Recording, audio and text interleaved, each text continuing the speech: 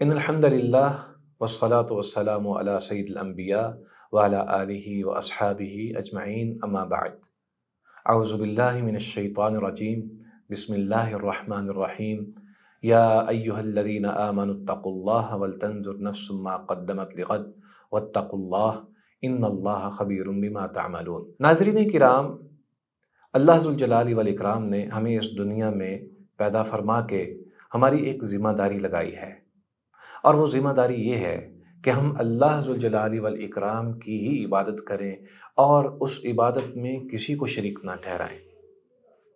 ہماری زندگی کا ایک ہی مقصد ہے کہ ہم پیدا ہی اس لیے کیے گئے ہیں کہ اللہ کی عبادت کریں۔ ہمارے ہر معاملے میں، ہماری ہر جذبے میں، ہماری خواہشات میں، ہماری دعاؤں التجاؤں میں اور ہمارے کردار میں، یہاں تک کہ ہمارے دلوں کے اندر پیدا ہونے والے جذبات میں، ہم صرف اللہ ذوالجلال والاکرام کی ہی یاد میں رہیں اور نبی اکرم صلی اللہ علیہ وآلہ وسلم کے طریقے کے مطابق چلیں۔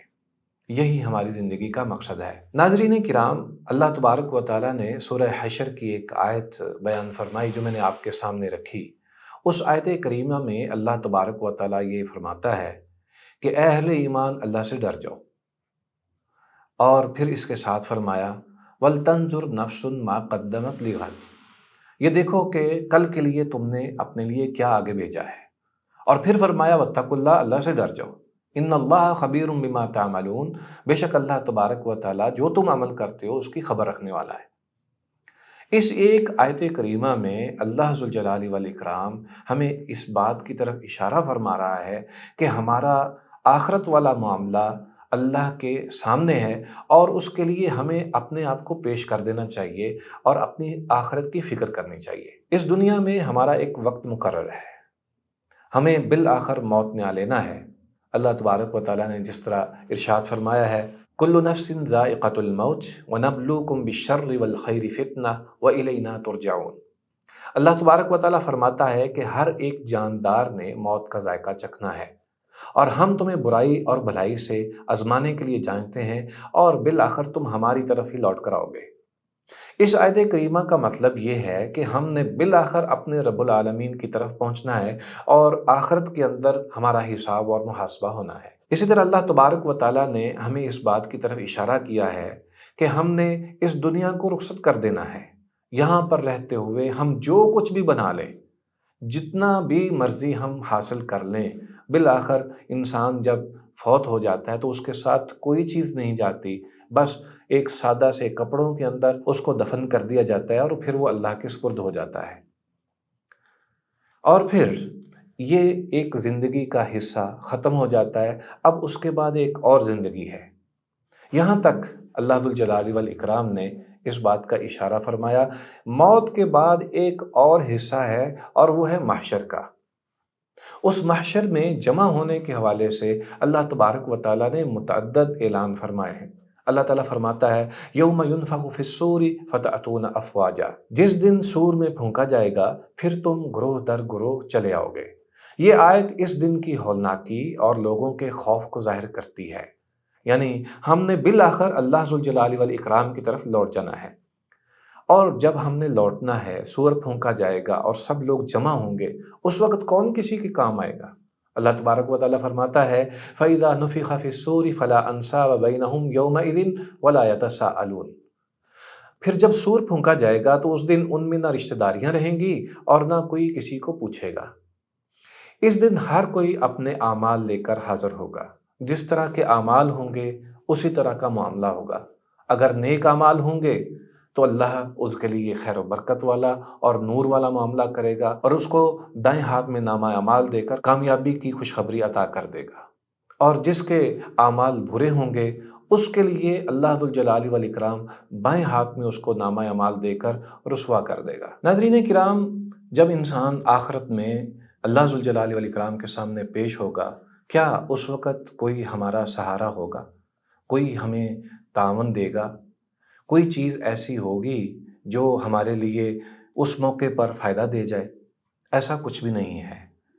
اللہ تبارک و تعالیٰ قرآن مجید میں اعلان کرتا ہے یوم لا ينفع مال ولا بنون الا من اتى اللہ بقلب سلیم، اس دن کوئی چیز نفع نہیں دے گی، نہ مال اور نہ بیٹے، مگر وہ جو ایک پاک دل لے کر اللہ کے پاس حاضر ہوگا۔ اسی طرح اللہ تبارک و تعالیٰ نے باقی لوگوں کے بارے میں بھی قرآن مجید میں ارشاد فرمایا ہے، یوم یفر المرء من اخیہ و امہ و ابی و صاحبتہ و بنی لکل امرئ منہم یومئذ شأن یغنیہ۔ اس آیت میں جو اللہ تبارک و تعالیٰ ہمیں سمجھا رہے ہیں وہ یہ ہے کہ اس دن سارے ایک دوسرے سے بھاگیں گے۔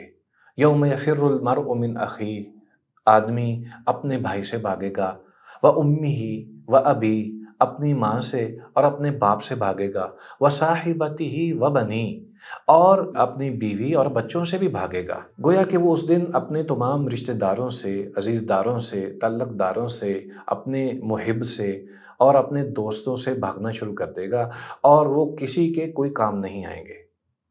ہر انسان کو اپنی اپنی ہی پڑے گی۔ نبی اکرم صلی اللہ علیہ وآلہ وسلم نے سیدہ عائشہ رضی اللہ تعالی عنہا کو جب انہوں نے سوال کیا کہ کیا تمام لوگ بن لباس ہوں گے، تو نبی صلی اللہ علیہ وآلہ وسلم نے فرمایا کہ ہاں، اس دن کسی کا لباس نہیں ہوگا، ہر ایک کو اپنی اپنی ہی پڑی ہوگی، کوئی کسی کی طرف دیکھے گا نہیں، توجہ ہی نہیں ہوگی، اور ایسی صورتحال میں کوئی رشتہ دار بھی کام نہیں آئے گا۔ ہاں، کچھ دیر بعد اللہ ذوالجلال والاکرام کچھ سفارش کرنے والوں کی سفارش کو ضرور قبول کرے گا، اور ان میں سے زیادہ تر سفارشیں وہ ہوں گی جو نیک اولاد اپنے نیک والدین کے لیے کرتی ہے، یا کلمہ گو کے لیے کرتی ہے، یا نبی اکرم صلی اللہ علیہ وآلہ وسلم اپنی امت کے لیے سفارش کریں گے، یا پھر اسی طرح دیگر کچھ ایسے خاص لوگ جنہیں اللہ تبارک و تعالیٰ اجازت دے گا کہ وہ سفارش کر سکیں، ان کو سفارش کی اجازت ہوگی، اس کے علاوہ کوئی کسی کے کام نہیں آئے گا۔ اللہ ذوالجلال والاکرام نے اسی طرح قرآن مجید میں اس بات کا اعلان کیا ہے۔ اللہ تعالیٰ فرماتا ہے، الاخلاء یومئذ بعضهم لبعض عدو الا المتقین۔ اے لوگو، اس دن دوست اور رشتہ دار بھی ایک دوسرے کے دشمن ہوں گے، سوائے اس کے جو اللہ تبارک و تعالیٰ سے ڈرنے والے ہیں۔ اس آیت کریمہ سے یہ بات سمجھ آتی ہے کہ روز قیامت کوئی کسی کے کام نہیں آئے گا۔ ہاں، البتہ متقین ایک دوسرے کے لیے سفارش کریں گے اور ایک دوسرے کے ساتھ محبت رکھیں گے، اور وہ یہ چاہیں گے کہ فلاں نیک ساتھی جو ہے وہ ہمیں میسر ہو جائے۔ ناظرین کرام، اسی طرح ایک ایسا موقع بھی آئے گا، انسان جب دیکھے گا کہ میرے بہت زیادہ گناہ ہیں، اور یہ گناہ فلاں فلاں کی صحبت کی وجہ سے ہیں، جو کہ برے اعمال کرتا تھا، اس کے ساتھ بیٹھنے کی وجہ سے ہی اللہ ذوالجلال والاکرام اس کا محاسبہ کریں گے، تو وہ یہ کہے گا، اللہ تعالیٰ فرماتا ہے، یا ویلتی لیتنی لم اتخذ فلانا خلیلا، ہائے افسوس، کاش میں نے اپنے فلاں دوست کو دوست نہ بنایا ہوتا۔ اس کا مطلب یہ ہے کہ ہمیں دنیا کے اندر صالحین کی مجلس اختیار کرنی چاہیے، ہمیں ان کے ساتھ بیٹھنا چاہیے تاکہ ہماری آخرت بھی انہی کے ساتھ رہے۔ جیسا کہ نبی اکرم صلی اللہ علیہ وآلہ وسلم کا فرمان ہے کہ روز قیامت انسان انہی کے ساتھ اٹھایا جائے گا جن کے ساتھ وہ دنیا میں محبت کرتا تھا۔ تو ہمیں یہ چاہیے کہ دنیا کے اندر رہتے ہوئے ہم ایسے لوگوں سے محبت کریں اور ان کا ساتھ پانے کے لیے ہم کوشاں رہیں جو انتہائی نیک ہیں، صالحین ہیں، جو قرآن و سنت پر عمل پیرا ہونے والے ہیں اور دنیاوی لالچ اور طمع سے دور رہتے ہیں۔ ناظرین کرام، یہ دنیا محض امتحان گاہ ہے۔ یہاں پر رہتے ہوئے ہمیں اپنے نیک اعمال کی طرف بڑھنا چاہیے اور برے اعمال سے حتی الامکان بچ کر اللہ تبارک و تعالیٰ کی امان میں جانا چاہیے اور بخشش طلب کرتے رہنا چاہیے۔ دیکھیے، نبی اکرم صلی اللہ علیہ وآلہ وسلم کی ایک بہت ہی خوبصورت حدیث ہے جس میں نبی صلی اللہ علیہ وآلہ وسلم نے اللہ کی حضور بندے کی پیشی کے موقع پر جو اعلان کیا ہے اس کی بہترین منظر کشی کی ہے۔ نبی اکرم صلی اللہ علیہ وآلہ وسلم نے فرمایا، لا تزول قدم ابن آدم یوم القیامت حتی یسأل عن خمس، عن امورہ فیما افناہ، وعن شبابہ فیما ابلاہ، وعن مالہ من این اکتسبہ، وفیما انفقہ، وماذا عمل فیما علمہ۔ یعنی قیامت کے دن انسان کے قدم اسی جگہ پر ٹھہرے رہیں گے یہاں تک کہ اس سے 5 قسم کے سوال کیے جائیں گے۔ سب سے پہلے کہ اس کو جو عمر دی گئی تھی اس نے وہ کہاں خرچ کی ہے، اور اس کو جو جوانی دی گئی تھی اس جوانی کو اس نے کیسے بتایا ہے۔ اسی طرح اس کو جو مال دیا وہ مال اس نے کیسے کمایا اور کیسے اس نے خرچ کیا، اور جو اس کو علم حاصل ہوا اس نے اس پر عمل کیا ہے کہ نہیں۔